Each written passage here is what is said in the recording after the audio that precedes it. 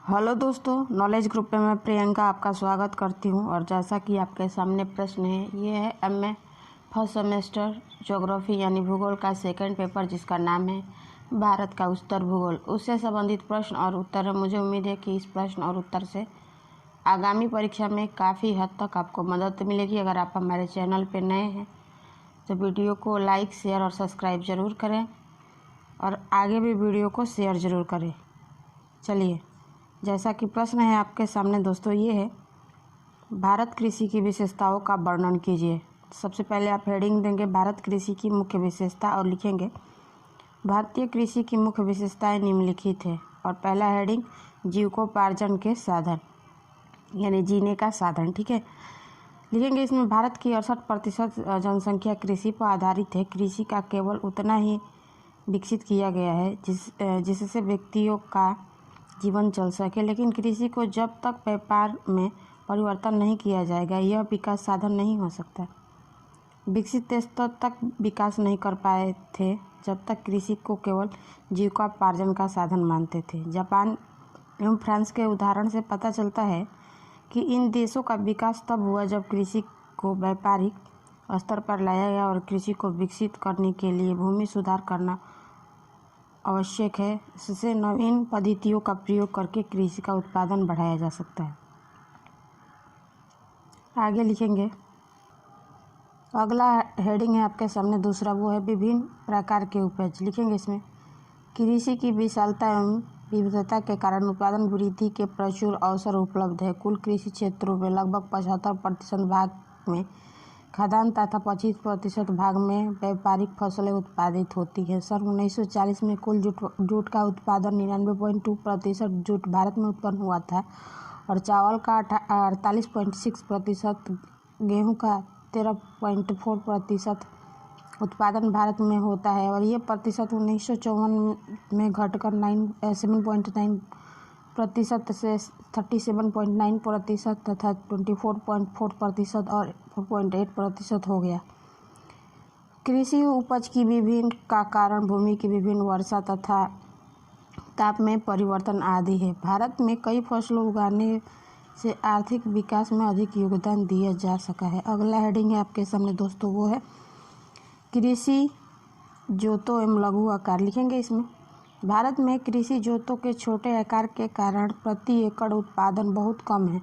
संगठित रूप से कृषि उत्पादन नहीं हो पा रहा है। भारत में लगभग 44% जोते एकड़ से कम है जिनमें मशीन का प्रयोग नहीं हो सकता, इसलिए छोटे जोते में आर्थिक उत्पादन नहीं हो पाता है। जोते के छोटे होने के कारण समय, श्रम, धन का उपयोग नहीं हो पाता है। चौथा हेडिंग आपके सामने दोस्तों, वो है कम उत्पादकता। लिखेंगे इसमें भारत में कृषि में उत्पादकता का स्तर बहुत कम है। फसल उगाने के समय से लेकर फसल काटने के समय तक कृषि में अनेक लागत लगानी पड़ती है। इस अवधि का अंतर 6 महीने से अधिक का होता है। लगाई गई पूंजी का वापसी जल्दी नहीं हो पाता है। इस बीच उत्पादन में कमी प्राकृतिक भौतिक कारणों से भी हो सकती है। फसल बीमा के अभाव में हानि का संभावना बनी रहती है और मूल्य में भी कमी होने से किसानों को हानि सहनी पड़ती है। और भारत में गेहूं प्रति हेक्टेयर का उत्पादन 1995 किलोग्राम से अधिक नहीं है, जबकि ब्रिटेन में प्रति हेक्टेयर उत्पादन में 56.52 kg तक है। भारत के एक श्रमिक केवल $162 तक उत्पादन करता है, जबकि ब्रिटेन का एक श्रमिक $2057 तक उत्पादन कर सकता है। 5 नंबर जो है हेडिंग है आपके सामने दोस्तों, वो है प्राकृतिक प्रकोप। लिखेंगे इसमें प्राकृतिक प्रकोप जैसा कि अकाल, बाढ़, बीमारियों आदि कृषि उत्पादन को कम करते हैं और वर्षा के अभाव में उत्पादन की कमी हो जाती है। अधिक बरसात से उत्पादन नष्ट हो जाता है। कृषि मानसून पर निर्भर करते हैं। विस्तार की संभावना कम रखती है। मूल्यों में उतार चढ़ाव से कृषि का कोई प्रोत्साहन नहीं मिलता है। कृषि अपनी उत्पत्ति को रोक नहीं सकता क्योंकि गरीबी और ऋणाग्रस्तता के कारण उसे अपनी उत्पत्ति तुरंत बेचनी पड़ती है। उत्पादन के समय मूल्य में कमी, उसके बाद मूल्य में वृद्धि का लाभ व्यापारिक वर्ग प्राप्त करता है और किसान को इससे हानि होती है। 6 नंबर जो है दोस्तों हेडिंग आपके सामने, वो है श्रम अधिक कृषि और कृषि लिखेंगे इसमें, कृषि में श्रम की अधिकता अधिक होती है, जिससे श्रमिकों को पर्याप्त रोजगार नहीं मिल पाता है, उन्हें शोषित किया जाता है। कम मजदूरी देने के साथ साथ बड़े किसान बेकार भी लगे लेते हैं। अर्ध रोजगारी और बेरोजगारी का बहुमूल्य कृषि जगत में है। कृषि क्षेत्र में वही श्रमिक रहता है, अन्यत्र रोजगार प्राप्त नहीं कर पाता है। 7th नंबर हेडिंग है मालिक एवं कर्मचारी का संबंध।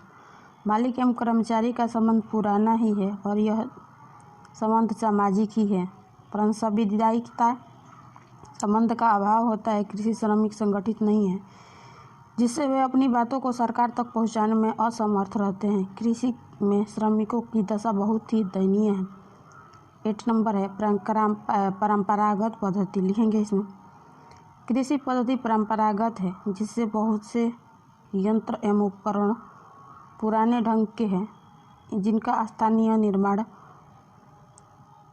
होता है। आज भी बहुत से क्षेत्रों में असंचित है, क्योंकि आधुनिक पद्धतियों को अपनाकर सिंचाई के कार्य नहीं किए जा रहे हैं। गरीबता के कारण आधुनिक साधनों का प्रयोग नहीं हो पा रहा है। और 9 नंबर हेडिंग है आपके सामने दोस्तों, वो है ग्रामीण ऋणग्रस्तता। लिखेंगे, भारतीय कृषि की ऋणग्रस्तता का एक महत्वपूर्ण विशेषता यह है कि प्रारंभ से लेकर आज तक साहूकार एवं महाजन कृषि शाखा में सर्वोच्च स्थान पर रहते हैं और कृषि क्षेत्र में कोई अकेला ऐसा साधन नहीं है जो कृषकों के सभी प्रकार की ऋण आवश्यकताओं को पूरा करे। तो ये थे आज के प्रश्न और उत्तर। मुझे उम्मीद है कि इस प्रश्न और उत्तर से काफ़ी हद तक आपको मदद मिलेगी और आपसे जो भी कनेक्टेड हो, आपके फ्रेंड्स का लिंक शेयर, उनके यहाँ वीडियो शेयर करें और ताकि इस कंटेंट का प्रॉफिट उन्हें भी मिल सके। तो फिर मिलेंगे नेक्स्ट वीडियो के साथ, तब तक के लिए धन्यवाद। आपका दिन मंगलमय हो।